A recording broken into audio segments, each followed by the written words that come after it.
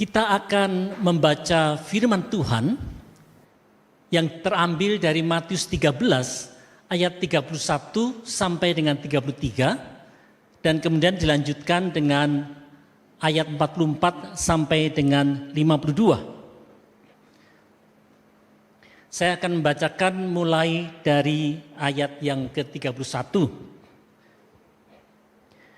Yesus membentangkan suatu perumpamaan lain lagi kepada mereka. Katanya, hal kerajaan sorga itu seumpama biji sesawi yang diambil dan ditaburkan orang di ladangnya. Memang biji itu paling kecil dari segala jenis benih. Tetapi apabila sudah tumbuh, sesawi itu lebih besar daripada sayuran yang lain, bahkan menjadi pohon. Sehingga burung-burung di udara datang bersarang pada cabang-cabangnya. Dan ia menceritakan perumpamaan ini juga kepada mereka. Hal kerajaan sorga itu seumpama ragi yang diambil seorang perempuan dan diadukkan ke dalam tepung terigu 3 sukat sampai khamir seluruhnya. Kita akan lanjutkan dengan ayat yang ke-44. Hal kerajaan sorga itu seumpama harta yang terpendam di ladang yang ditemukan orang lalu dipendamkannya lagi. Oleh sebab sukacitanya, pergilah ia menjual seluruh miliknya lalu membeli ladang itu. Demikian pula, hal kerajaan sorga itu seumpama seorang pedagang yang mencari mutiara yang indah. Setelah ditemukannya mutiara yang sangat berharga, ia pun pergi menjual seluruh miliknya lalu membeli mutiara itu. Demikian pula hal kerajaan sorga itu seumpama pukat yang dilabuhkan di laut lalu mengumpulkan berbagai-bagai jenis ikan. Setelah penuh, pukat itu pun diseret orang ke pantai. Lalu duduklah mereka dan mengumpulkan ikan yang baik ke dalam pasu dan ikan yang tidak baik mereka buang. Demikianlah juga pada akhir zaman, malaikat-malaikat akan datang memisahkan orang jahat dan orang benar, lalu mencampakkan orang jahat ke dalam dapur api. Di sanalah akan terdapat ratapan dan kertakan gigi. Mengertikah kamu semuanya itu? Mereka menjawab, ya, kami mengerti. Maka berkatalah Yesus kepada mereka, karena itu setiap ahli Taurat yang menerima pelajaran dari hal kerajaan sorga itu seumpama tuan rumah yang mengeluarkan harta yang baru dan yang lama dari perbendaharaannya. Demikianlah firman Tuhan. Berbahagialah mereka yang mendengarkan firman Allah dan yang memeliharanya senantiasa. Haleluya. Saudara sekalian, di akhir abad 19, ya, tahun 1800-an, ya, ada seorang pengarang di Amerika yang namanya Samuel Langhorne Clemens. Samuel Langhorne Clemens yang lebih dikenal sebagai Mark Twain. Ya. Dulu pada waktu saya masih kecil, ya, masih SD, SMP, dan kemudian juga SMA, saya suka membaca 2 bukunya. Yang pertama itu The Adventures of Huckleberry Finn, dan satu lagi The Adventures of Tom Sawyer. Ya, itu satu yang bagi saya menarik waktu membaca cerita itu. Mark Twain juga mengarang satu buku yang lain yang cukup populer, yang kalau Anda ke YouTube barangkali ada juga sudah difilmkan itu, yang berjudul The Prince and the Pauper. Ya, The Prince and the Pauper, dan itu sudah diterjemahkan ke bahasa Indonesia dengan judul Sang Pangeran dan Orang Miskin. Di buku itu diceritakan tentang putra mahkota Inggris, Prince of Wales pada tahun 1500-an yang bernama Edward Tudor. Ya, Edward Tudor, dan kemudian ada seorang miskin yang bernama Tom Canty. Nah, ini kedua orang ini mempunyai perawakan dan wajah yang sama. Ya, yang satu sebagai pangeran atau putra mahkota, Yang satu lagi itu adalah seorang miskin. Rupanya karena Edward Tudor ini bosen di istana ya, dia karena kondisi istana itu banyak aturannya, jalan harus begini, makan harus begitu, ngomong harus begini, ya. Jadi dia merasa bosan dan kemudian dia ingin keluar dari istananya. Nah kebetulan kalau Anda melihat film itu maka kebetulan itu Tom Canty ini pas ada di gerbang luar dan akhirnya mereka bertukar posisi, ya, tukar baju dan kemudian si Edward Canty menjadi pangeran dan Tom Canty menjadi pangeran dan Edward Tudornya malah jadi orang miskin, ya. Nah, baik Tom Canty maupun Edward Tudor tidaklah bisa menikmati kehidupan baru mereka.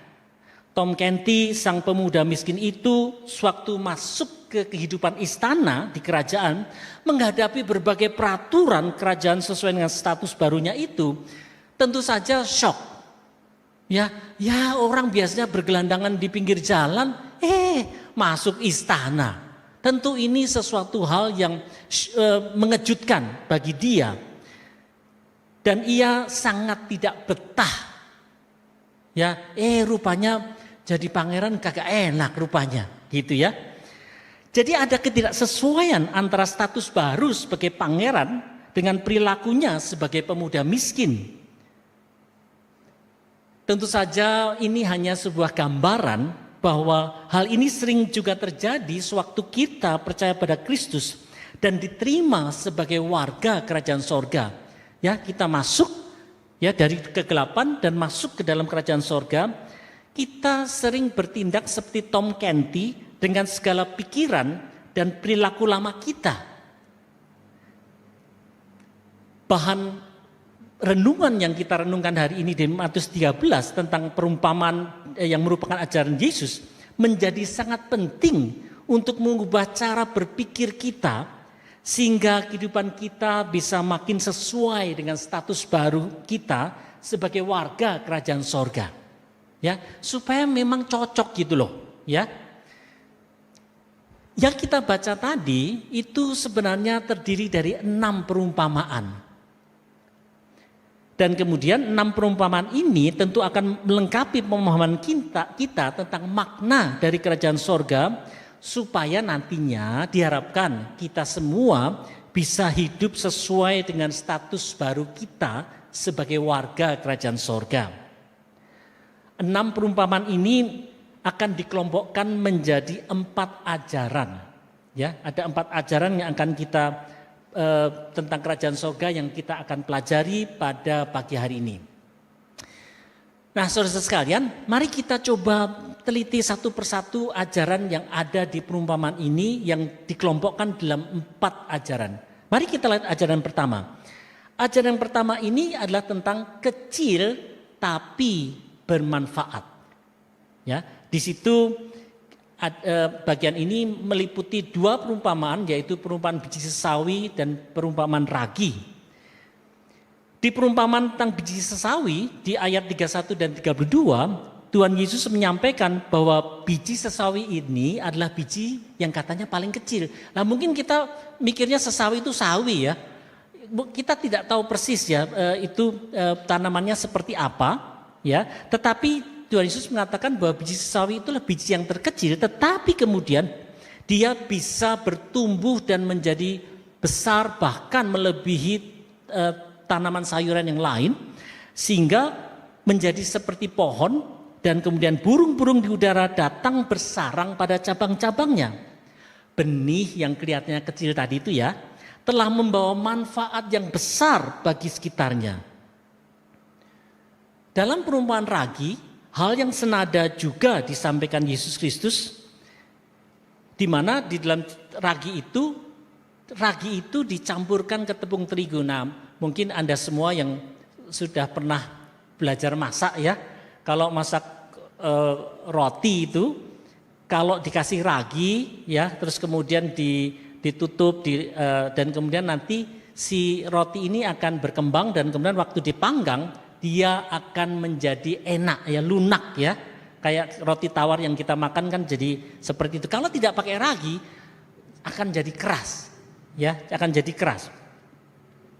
Nah, jadi di sini ragi yang cuma diberikan sedikit itu ternyata membawa dampak yang begitu besar kepada tepung terigu itu sehingga roti menjadi enak, ya. Kedua perumpamaan ini mempunyai pesan yang senada. Walaupun biji sesawi dan ragi tampak kecil dan tidak berarti, tetapi kehadirannya telah membawa manfaat yang sangat besar. Inilah ciri dari kerajaan sorga. Walaupun banyak pengikut Yesus waktu dulu yang kurang pendidikan kayak Petrus, Yohanes, ini kan nelayan ya tidak sekolahan, ya. Kemudian juga miskin, mereka tidak dipandang sebelah mata.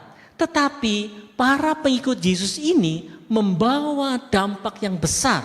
Apalagi setelah Roh Kudus turun di Kisah Para Rasul 2 dan kemudian pada ayat 46 dan 47 di Kisah Rasul 2 itu dikatakan begini. Dengan bertekun dan dengan sehati mereka berkumpul tiap-tiap hari dalam bait Allah. Mereka memecahkan roti di rumah masing-masing secara bergilir dan makan bersama-sama dengan gembira dan dengan tulus hati sambil memuji Allah. Nah, yang berikut ini menarik. Dan mereka disukai semua orang. Dan tiap-tiap hari Tuhan menambah jumlah mereka dengan orang yang diselamatkan.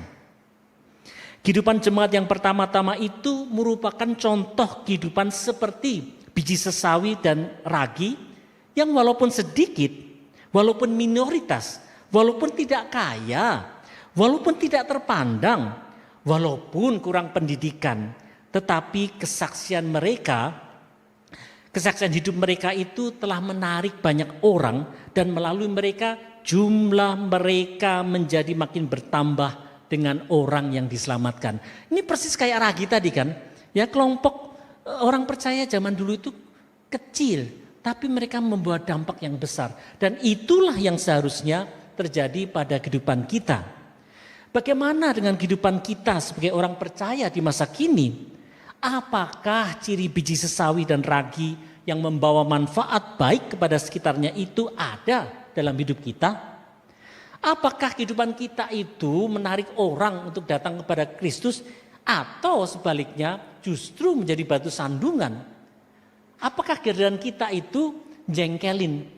Kalau kita hadir orang malah nggak suka atau kita disukai oleh banyak orang. Oleh sebab itu marilah kita menjadi biji sesawi dan ragi yang walaupun kecil dan lemah tetapi membawa manfaat yang besar. Inilah yang harus menjadi ciri kita semua, Anda dan saya.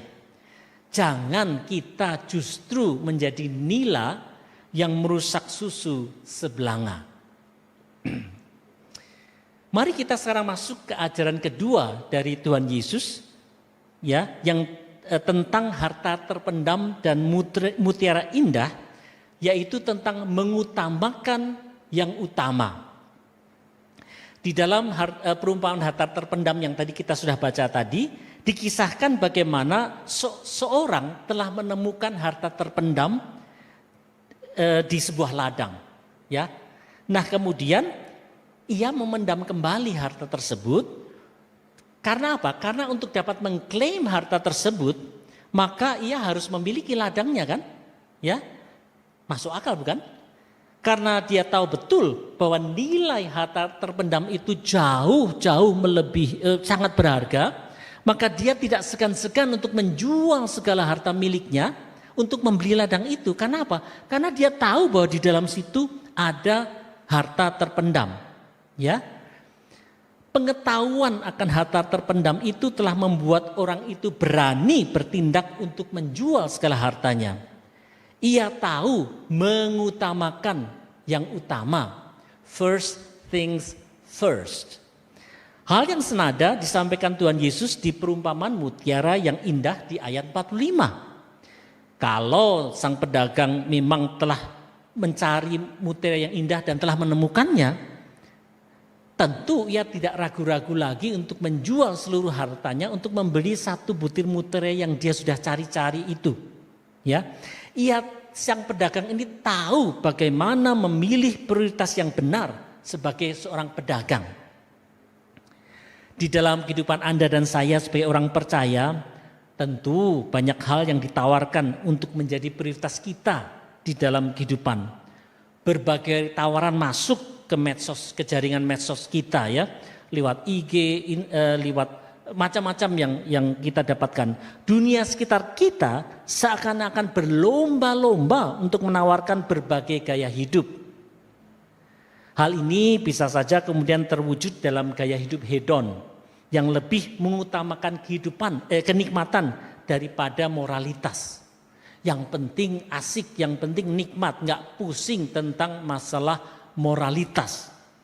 Ada juga yang menawarkan gaya hidup materialisme di mana segala sesuatu dinilai dari sisi materi dan uang, ya. Segala sesuatu akhirnya berfokus pada upaya mengejar uang dan harta semata. Tak heran kalau kemudian orang Kristen banyak juga yang akhirnya tertangkap dan dipenjara karena berbagai tindak kejahatan. Hal seperti ini rupanya telah terjadi juga dari sejak ribuan tahun yang lalu, sehingga Rasul Paulus pun memberikan peringatan di 1 Timotius 6 ayat 10. Karena akar segala kejahatan ialah cinta uang, sebab oleh memburu uanglah beberapa orang telah menyimpang dari iman dan menyiksa dirinya dengan berbagai duka. Saudara sekalian, peringatan ini memang menunjukkan bahwa uang dan harta telah menjadi akar dari segala kejahatan. Karena salah meletakkan prioritas kehidupan, maka orang percaya jadinya justru mengejar kesia-siaan dalam kehidupan dan tidak lagi mengutamakan yang utama. Kalau kita sudah menemukan harta karun yang sangat berharga melalui iman percaya kita kepada Yesus Kristus, mengapa justru kita menyia-nyiakan bahkan membuangnya? Ajaran Yesus melalui perumpamaan harta terpendam dan mutiara yang indah ini harusnya mengingatkan kita semua, saudara sekalian, bahwa kita memang harus mengutamakan yang utama. Jangan kemudian malah kita mengutamakan yang nggak penting. Kita mengutamakan hal yang sia-sia. Ya. Oleh karena itu, ayo kita perbaharui komitmen kita dalam Kristus dengan mengutamakan hal yang memang dikehendaki Tuhan. Jangan kita menyia-nyiakan anugerah Tuhan yang sudah diberikan kepada kita dengan menaruh prioritas hidup yang salah. Jangan lemparkan mutiara indah Anda kepada babi.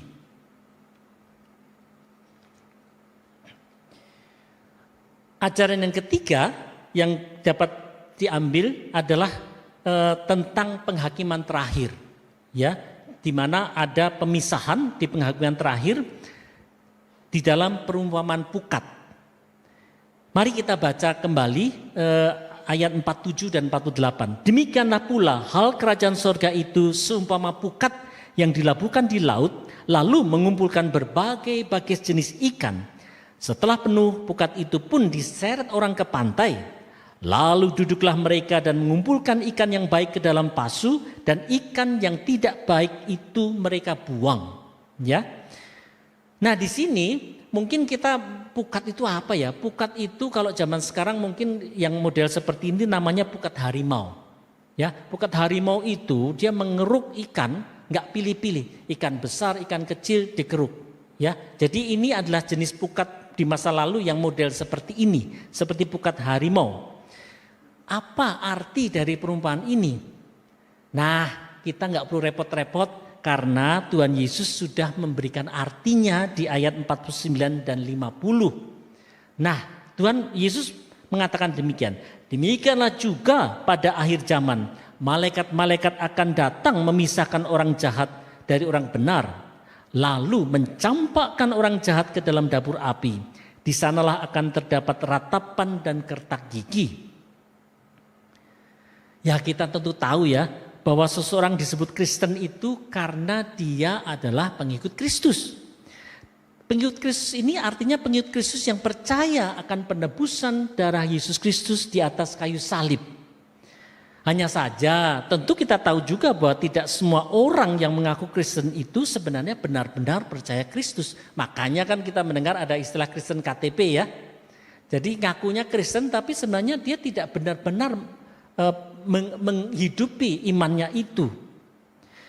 Kalau jala besar itu adalah gereja Tuhan yang merupakan kumpulan orang-orang yang mengaku percaya pada Kristus, maka di suatu saat nanti akan ada penghakiman terakhir di mana akan ada pemisahan antara orang yang jahat di mata Allah dan orang yang benar di mata Allah.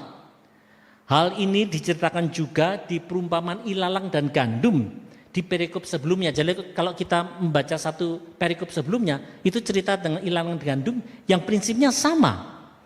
Juga kalau kita pernah dengar cerita 5 gadis bijak dan 5 gadis bodoh, itu pun cerita tentang bahwa nanti di akhir zaman itu akan ada pemisahan. Ya. Nah, demikian juga pada waktu Rasul Yohanes sudah tua karena dia di Pulau Patmos dan mendapatkan penglihatan dari Tuhan Yesus di kitab Wahyu, maka di kitab Wahyu 20 ayat 13 dan 14 dikatakan begini, dan aku melihat orang-orang mati besar dan kecil berdiri di depan tahta itu, lalu dibuka semua kitab dan dibuka juga sebuah kitab lain, yaitu kitab kehidupan, dan orang-orang mati dihakimi menurut perbuatan mereka berdasarkan apa yang ada tertulis di dalam kitab-kitab itu. Maka laut menyerahkan orang-orang mati yang ada di dalamnya dan maut dan kerajaan maut menyerahkan orang-orang mati yang ada di dalamnya, dan mereka dihakimi masing-masing menurut perbuatannya. Jadi saudara sekalian, dari perumpamaan pukat ini maka jelaslah memang nantinya akan ada pemisahan antara yang baik dan yang jahat di dalam gereja Tuhan. Yang baik akan diterima dan yang jahat akan dibuang. Oleh karena itu, marilah ya saudara sekalian, kita mawas diri dan tidak ragu-ragu untuk datang kepada Tuhan di dalam pertobatan. Ingatlah selalu bahwa kelak akan ada penghakiman terakhir yang menentukan apakah kita memang benar, memang kita hidup benar di hadapan Allah atau tidak. Jadi tetaplah kita berjaga-jaga. Ajaran yang terakhir atau ajaran keempat adalah terkait dengan kalau kita sudah mendengar ajaran Tuhan Yesus itu, terus respons kita harusnya bagaimana? Dan itu diceritakan di dalam perumpamaan harta yang baru dan harta yang lama. Jadi di dalam kalau kita melihat perumpamaan harta baru dan harta lama yang diajarkan Yesus di ayat 51 dan 52, maka kita akan melihat bahwa memang perlu ada respons di dalam setelah kita mendengarkan firman itu. Mari kita baca ayat 51 dan 52. Tuhan Yesus berkata kepada murid-muridnya, "Mengertikah kamu semuanya itu?" Mereka menjawab, "Ya, kami mengerti." Maka berkatalah Yesus kepada mereka, "Karena itu setiap ahli Taurat yang menerima pelajaran dari hal kerajaan surga itu seumpama tuan rumah yang mengeluarkan harta yang baru dan yang lama dari perbendaharaannya." Saudara sekalian, murid-murid Yesus itu rupanya mengerti arti dari berbagai perumpamaan tentang kerajaan surga yang sudah diajarkan Yesus sebelumnya. Meskipun demikian, Yesus tahu juga bahwa ahli Taurat yang turut mendengarkan ajaran Yesus itu belum tentu mau menerimanya. Oleh karena itu, kalau pemahaman lama dari ahli Taurat itu digambarkan sebagai harta yang lama, ya, pikiran-pikiran yang ada di ahli Taurat itu adalah disebut dengan harta yang lama, maka ajaran Yesus tentang kerajaan sorga itu merupakan harta yang baru. Untuk dapat memiliki harta yang baru, maka harta yang lama itu nggak boleh ditumpuk juga, tapi harus dikeluarkan dan kemudian dibuang. Dan harta yang baru itu masuk ke dalam hati dan pikiran dari orang-orang yang seperti orang ahli Taurat tersebut. Inilah respons yang harus ada pada semua orang yang mendengarkan ajaran Yesus, termasuk Anda semua dan saya. Harta baru atau pemahaman baru haruslah disimpan dan dipelihara. Dan pemahaman lama yang tidak benar haruslah dibuang. Jangan kita menyayangi harta yang lama dan bersikukuh untuk mempertahankannya. Mari kita penuhi hati dan pikiran kita dengan harta baru, yaitu ajaran yang benar dari Tuhan. Nah, sebagai penutup, marilah kita ingat selalu bahwa ajaran tentang kerajaan sorga yang disampaikan Yesus melalui berbagai perumpamaan haruslah menjadi harta baru yang perlu disimpan dan dipelihara di dalam hati sanubari kita. Walaupun kita merasa kecil dan lemah, tetaplah membawa manfaat bagi sekitar kita. Jadilah biji sesawi dan ragi yang membawa manfaat bagi orang banyak.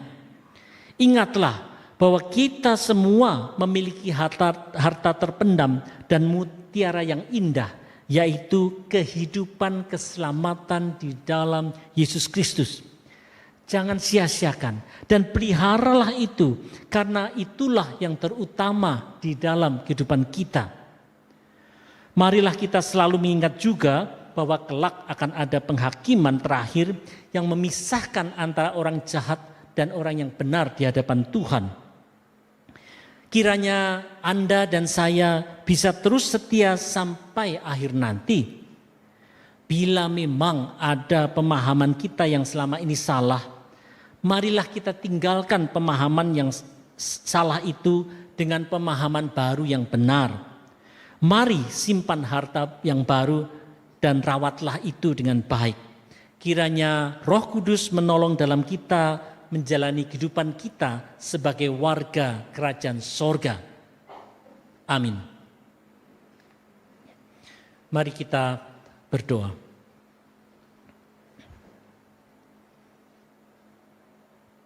Bapa di sorga, kami berdoa kiranya ajaran Tuhan Yesus dari perumpamaan tadi dapat tertanam di dalam hati sanubari anak-anak-Mu dan boleh bertumbuh subur di tanah yang baik dan kemudian tumbuh berlipat-lipat ganda. Kami berdoa kiranya Roh Kudus yang memeteraikan firman Tuhan di dalam hati sanubari anak-anak-Mu ini. Terima kasih Bapa surga, kami ucap syukur kepadamu. Demi nama Yesus Kristus kami berdoa. Amin.